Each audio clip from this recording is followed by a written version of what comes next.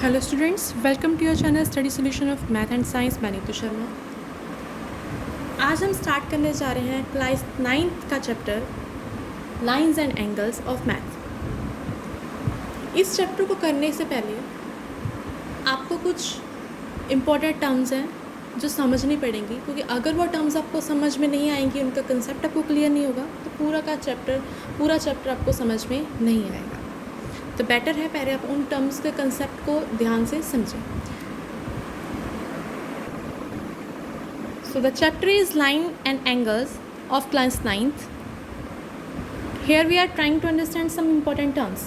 The first term is line segment. Line segment क्या है? Line segment. तो line segment क्या है? लाइन का ऐसा पार्ट जिसके दो एंड पॉइंट्स हो, जिसके दो ends points, for example A and B. अगर आपको थोड़ा ओवरव्यू से समझना है, नहीं समझ आता दोनों एंड पॉइंट्स, तो इट मीन्स यहाँ देखो ये लाइन है, इधर से भी कंटिन्यू हो सकती है, इस साइड से भी कंटिन्यू हो सकती है, कहीं से फिक्स नहीं है, स्ट्रेट लाइन है, दोनों तरफ से कंटिन्यू हो सकती है, तो उसे हम बोलेंगे लाइन सेगमेंट। इसके दो एंड पॉइंट्स हैं, ठीक है। और अगर नेक्स्ट आ जाता है आपके पास पॉइंट रे क्या आता है? ऐसी लाइन जिसका सिर्फ एक एंड पॉइंट हो, एक तरफ से वो फिक्स है और एक तरफ से वो कंटिन्यू हो सकती है, इधर से बढ़ सकती है, ये वाला पार्ट इसका क्या फिक्स, तो उसे हम क्या कहेंगे? रे, एक एरो की फॉर्म में। क्लियर है? नेक्स्ट आपके पास आ जाते हैं collinear and non collinear points. Collinear and non collinear points. Collinear points वो वाले पॉइंट्स होते हैं, सपोज आपके पास 3 या 3 से ज़्यादा पॉइंट्स हैं, अगर उन तीनों पॉइंट्स को जोड़ने के बाद मुझे एक स्ट्रेट लाइन अपीयर होती है तो वो कोलिनियर पॉइंट्स हैं। अगर उन तीनों पॉइंट को जोड़ने के बाद मुझे स्ट्रेट लाइन अपीयर नहीं होती तो वो हमारे पास क्या है? Non collinear points. तो ये कोलिनियर पॉइंट्स है जिसको जोड़ने के बाद हमारे पास स्ट्रेट लाइन बनती है, जिसको जोड़ने के बाद स्ट्रेट लाइन नहीं बनती वो नॉन कोलिनियर पॉइंट्स, ठीक है। फिर आ जाता है आपके पास एंगल। एंगल क्या होता है? एंगल कैसे बनता है कि जब हमारे पास दो रेज एक ही पॉइंट से निकलें, सपोज मेरे पास एक पॉइंट है, यहाँ से भी मैं एक रे निकाल दूँ, रे मीन्स उसका एक एंड फिक्स है, एक लाइन एक एंड कंटिन्यू कर सकता है, इसी पॉइंट से मैं दूसरी रे निकाल दूँ, तो जब दोनों बनने से जो फिगर हमारे पास अपीयर होगी तो वो क्या है हमारे पास? एंगल। तो ये इन दोनों के बीच में क्या बन रहा है? एंगल, ठीक है। एंगल तभी बनेगा अगर एक पॉइंट से दो रेज ओरिजिनेट हो। मैंने दो लाइन सेगमेंट नहीं कहा, मैंने कहा दो रेज, मीन्स एक पॉइंट यहाँ पे क्या है? फिक्स। अब एंगल्स के बहुत सारे टाइप्स हैं, वो क्या है? First one is acute angle, obtuse angle and right angle. Acute angle ऐसे ही बनेंगे, ओरिजिन पॉइंट एक ही है। एक्यूट एंगल कि जब हम मेजरमेंट करें तो वो एंगल क्या होना चाहिए हमारे पास? Less than 90 degree. अगर कोई एंगल 90 डिग्री से क्या है? छोटा है, ठीक है, ओके। ऑब्ट्यूज, अगर कोई एंगल क्या है? 90 डिग्री से क्या है हमारे पास? बड़ा है। अगर कोई एंगल 90 डिग्री से बड़ा तो हम कहेंगे ग्रेटर देन 90 डिग्री। क्लियर है? ये क्या है? Less than. पहचान क्या है? जो एक्यूट एंगल्स हैं वो आगे की तरफ झुके हुए होंगे, ऑब्ट्यूज एंगल्स क्या हैं? ये पीछे की तरफ है, ये ग्रेटर एंगल है, ठीक है, ये इसकी पहचान है। यहाँ देखो एंगल कम बन रहा है, यहाँ पे एंगल 90 डिग्री से बड़ा है, ये पीछे की तरफ झुका हुआ है। राइट एंगल्स कौन से हैं? जो क्या है? 90 डिग्री। ये क्या होंगे? इक्वल टू 90 डिग्री, इन्हें बोलेंगे हम राइट एंगल्स। क्लियर है? Okay. Next is straight angle. Straight angle वो वाला एंगल होता है जो क्या है? 180 डिग्री के बराबर है। जो एंगल 180 डिग्री का होगा उसे हम straight angle means straight line. तो अगर मैं यहाँ से कोई एंगल बनाती हूँ तो वो कौन सा बनेगा? 180 डिग्री का, तो ये है हमारे पास स्ट्रेट एंगल, ठीक है। स्ट्रेट एंगल कितना कौन सा होता है? 180 डिग्री का। अब रिफ्लेक्स एंगल क्या होगा? जो एंगल हमारे पास 360 डिग्री से जो छोटा होगा, लेकिन 180 डिग्री से क्या होना चाहिए, वो बड़ा होगा, उसे हम क्या बोलते हैं, हम रिफ्लेक्स एंगल। सपोज क्या है, ये तो आपने बनाया एक्यूट एंगल, इसको तो आप मेज़र कर सकते हो, लेकिन ये बचा हुआ जो एंगल है ये एंगल क्या होगा, 180 डिग्री से तो बड़ा है, लेकिन 360 से क्या है, ये कम। या मैं ये वाला पार्ट लेके चल पड़ूँ, ठीक है, तो ये एंगल को हम क्या बोलेंगे, रिफ्लेक्स एंगल, जो कि 180 और 360 के बीच में पाया जाता है, उसे हम क्या बोलते हैं, रिफ्लेक्स एंगल बोलते हैं। क्लियर। एक कंप्लीट एंगल भी आता है। कंप्लीट एंगल आपका क्या होता है, वो एंगल जो कंप्लीट है, मीन्स 360 डिग्री का है, ठीक है। नेक्स्ट आ जाते हैं आपके पास कॉम्प्लीमेंट्री एंगल्स। कॉम्प्लीमेंट्री एंगल्स वो दो एंगल्स होते हैं जिनका सम क्या होगा हमारे पास 90 डिग्री। जैसे कि सपोज मैं एक एंगल ले रही हूँ 30 डिग्री का, एक एंगल ले रही हूँ मैं 60 डिग्री का, तो इन दोनों का अगर मैं सम करूँ तो ये एंगल क्या बन रहा है, 90 डिग्री। तो इट मीन्स ये दोनों एंगल्स मेरे पास आपस में क्या है, कॉम्प्लीमेंट्री। आप इस तरीके से भी समझ सकते हो।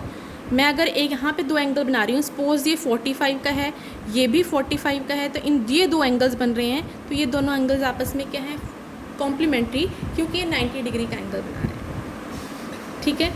नेक्स्ट है आपके पास सप्लीमेंट्री।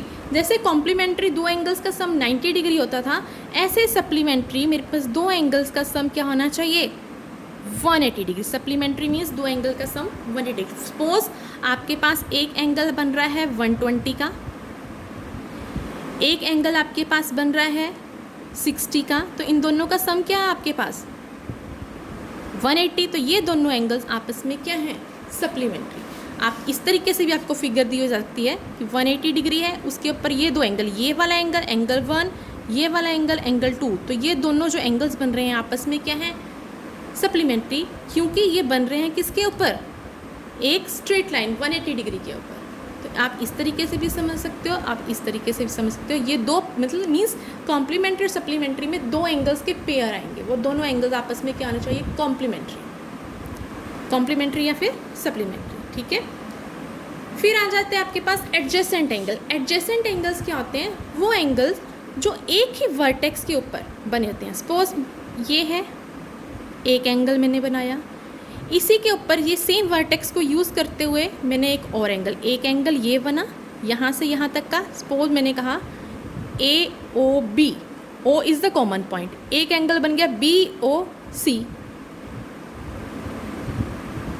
एक एंगल यहाँ पे बना और एक एंगल, लेकिन इन दोनों ने एक कॉमन पॉइंट शेयर किया, दैट इज़ O। एक कॉमन पॉइंट मीन्स एक वर्टेक्स।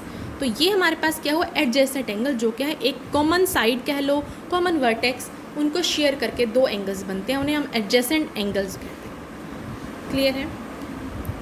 नेक्स्ट आ जाता है हमारे पास वर्टिकल अपोजिट एंगल्स कौन से होते हैं। वर्टिकली अपोजिट एंगल, जिसे शॉर्ट में ये लिख देते हैं, vertical opposite angles means suppose मेरे पास क्या है, intersecting lines. Intersecting lines means जो लाइंस अपने आप को कट कर रही हैं, एक लाइन ये, एक लाइन ये, किसी भी तरीके से कट हो सकती है, ठीक है। दो रेज ने अपने आप को क्या कर लिया, कट कर लिया, दो लाइन सेगमेंट कर लिया, दो रेज आपस में क्या कर रहे हैं, कट कर रहे हैं। तो कट करने के बाद ध्यान से देखना, एक ये बनेगा क्रॉस है, जो जहाँ जिस पॉइंट पे क्रॉस बन रहा है, इसकी पहचान यही है, जिस पॉइंट पे ये दो लाइंस कट करी मीन्स जहाँ पे ये क्रॉसिंग हुई, उसके एक ये वाला साइड, एक ये वाला साइड, ये एंगल और ये, suppose this angle is 1, this angle is 2, तो एंगल 1 बराबर होगा एंगल 2 के, और ये दोनों एंगल्स वर्टिकली अपोजिट होंगे, मीन्स एक दूसरे के क्या हैं, अपोजिट। इन दोनों एंगल्स को हम क्या कहेंगे, वर्टिकल। पहचान क्या है कि दो लाइंस आपस में इंटरसेक्ट होनी चाहिए, दोनों लाइंस आपस में क्रॉस करनी चाहिए, तो ये आपस, अब इस तरीके से यहाँ पे भी तो एंगल क्रॉस हो रहे हैं। ये सपोज मैं ये लाइन दोबारा ड्रॉ करके बता रही हूँ, एक एंगल इधर, यहाँ पे भी तो क्रॉसिंग हो रही है, एक रे ये है, एक ये यहाँ पे भी तो हो रही है, तो ये 3 और 4 भी आपके पास क्या है, वर्टिकल अपोजिट एंगल। मीन्स जितना एंगल, अगर ये 60 है तो ये भी 60 होगा, अगर ये 50 है तो ये 50 होगा, अगर ये 20 है तो ये भी 20 होगा, ये दोनों आपस में क्या होंगे, सेम। तो इन एंगल्स को हम क्या कहते हैं, vertical opposite angle. Intersecting and non intersecting line. Intersecting वही लाइन जो आपस में क्या है, कट, जैसे वर्टिकल अपोजिट लाइन एंगल्स में दो लाइंस आपस में कट कर रही थी, तो ये इंटरसेक्टिंग लाइन थी। नॉन इंटरसेक्टिंग लाइन जो आपस में कभी कट ना करें। तो इट मीन्स वो कैसी लाइंस होंगी, वो पैरेलल होंगी। तो ये क्या है हमारे पास, नॉन इंटरसेक्टिंग लाइंस। ठीक है,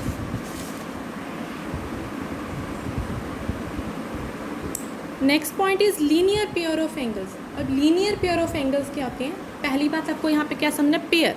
पेयर मीन्स यहाँ पे अगेन क्या है हमारे पास, टू एंगल्स का पेयर है। ठीक है, ऑफ टू या टू से ज़्यादा भी हो सकते हैं। लीनियर का मतलब क्या है, एक स्ट्रेट लाइन के ऊपर। स्ट्रेट लाइन के ऊपर जो एंगल्स बनेंगे उनका क्या लेना है हमने, पेयर। सपोज मेरे पास एक स्ट्रेट लाइन है ए बी, उसके ऊपर एक लाइन ड्रॉ कर दी हमने जो कि इसको कट करके जा रही थी, उस लाइन का नाम दे दिया मैंने ए ओ सी। तो हमारे पास एंगल बन गए बी ओ सी और सी ओ ए। तो हमारे पास एक एंगल बना, एंगल का सिंबल ये है, एक है बी ओ सी और एक एंगल मेरे पास बन गया सी ओ ए। बी ओ सी या सी ओ ए, ये एंगल बन गए। ये जो एंगल, ये दोनों एंगल्स हमारे पास किसके ऊपर बन रहे हैं, एक स्ट्रेट लाइन के ऊपर बन रहे हैं। अब स्ट्रेट लाइन का सम कितना होता है, स्ट्रेट लाइन पे जो एंगल्स बनेंगे कितने के बनते हैं, 180 डिग्री के। तो अगर ये जो एंगल्स हैं, अगर इन दो एंगल्स का सम हमारे पास 180 डिग्री आ जाता है, तो ये दो एंगल्स आपके पास क्या हैं, लीनियर पेयर। तो इन शॉर्ट आप कह सकते हो कि एक लाइन के ऊपर जो एंगल्स बन रहे हैं उनका जो सम होता है वो 180 डिग्री होता है और वो एंगल्स लीनियर पेयर होते हैं। क्लियर है? ठीक है, नेक्स्ट हमारे पास है ट्रांसवर्सल लाइन। ट्रांसवर्सल लाइंस क्या है कि सपोज मेरे पास एक लाइन है, दूसरी लाइन, तीसरी लाइन, जितनी मर्जी लाइंस आप ले। सपोज ये रे है एम, ये एन, ये है एल। इन रेस को ये इंटरसेक्टिंग भी हो सकती है, नॉन इंटरसेक्टिंग भी हो सकती है, पैरेलल भी हो सकती है, नॉन पैरेलल भी हो सकती हैं। तो इन रेस को अगर मोर देन टू रेस को कट करती हुई अगर कोई लाइन चली जाए,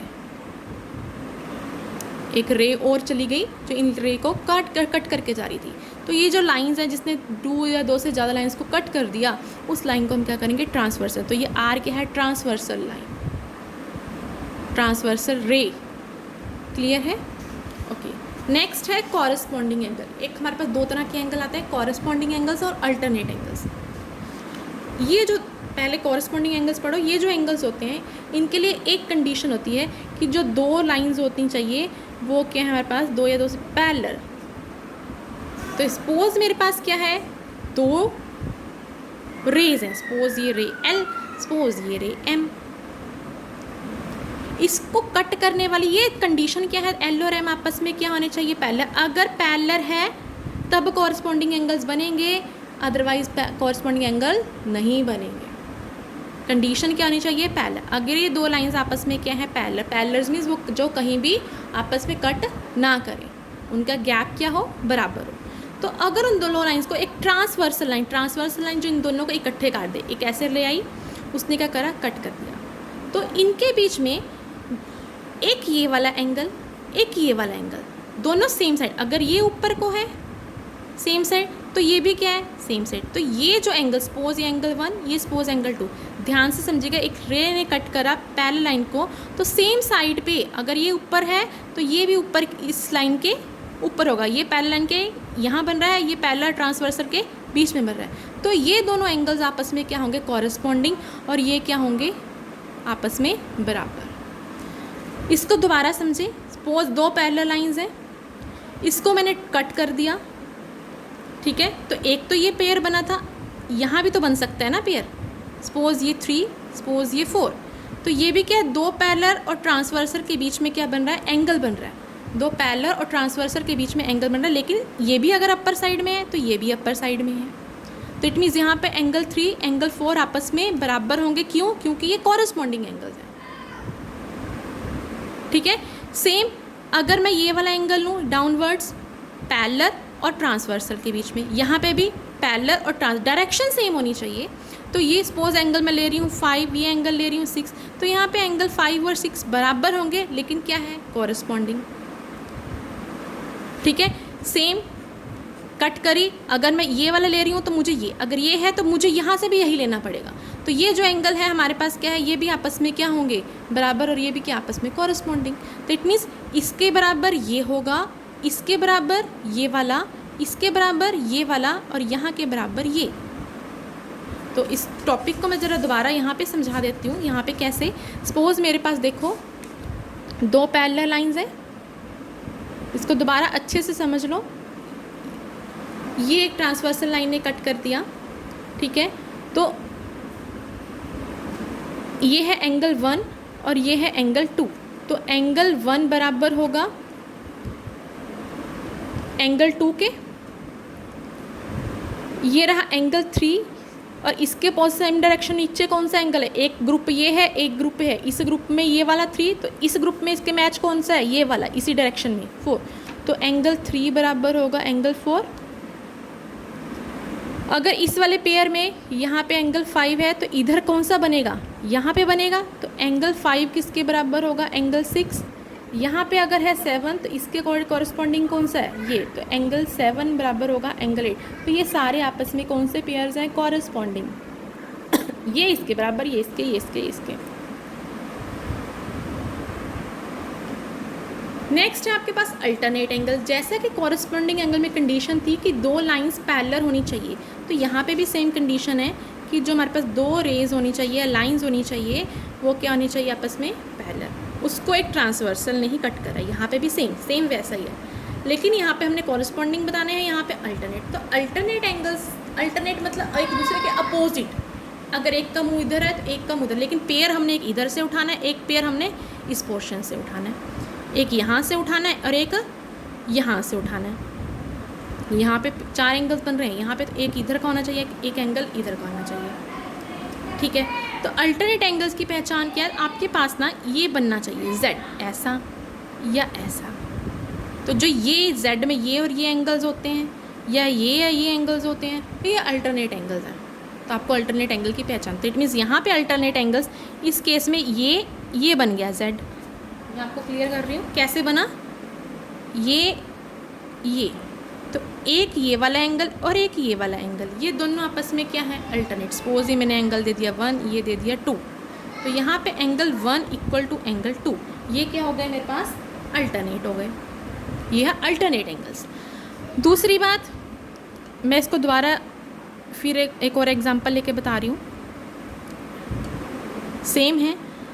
अब फिर मुझे दूसरा पेयर ऑफ अल्टरनेट एंगल्स का ड्रॉ करना है। देखो एक ऐसा बनाया, एक ये चीज़ बन गई, ये भी तो वही है। तो एक ये पेयर, एक ये पेयर। तो यहाँ पे मान लो ये एंगल 3 हो गया, ये एंगल 4 है, एक इस ग्रुप में से, एक इस ग्रुप में से। तो एंगल 3 और एंगल 4 आपस में क्या होंगे, अल्टरनेट। ये हमारे पास क्या है, अल्टरनेट एंगल्स, ठीक है। तो आपको ये कंसेप्ट पता होना चाहिए। तो ये थे कुछ इंपॉर्टेंट पॉइंट्स, बाकी जो चैप्टर में आएंगे वो आपको टाइम टू टाइम पता लग जाएगा। आपको मेरा लेक्चर कैसा लगा प्लीज़ कमेंट करके बताएं, और मेरे चैनल को ज़्यादा से ज़्यादा लाइक, सब्सक्राइब एंड शेयर करें। Thank you.